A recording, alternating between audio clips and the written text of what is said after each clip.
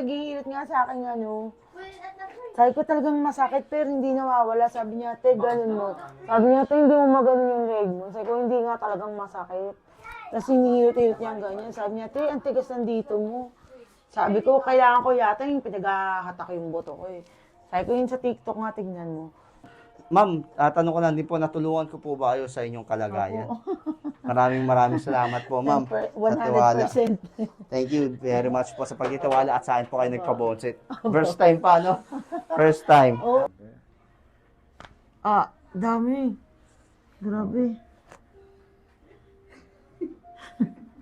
Bungan ko yata, tumunog. Sobrang dami. Okay. Sumait po ba? Wala naman.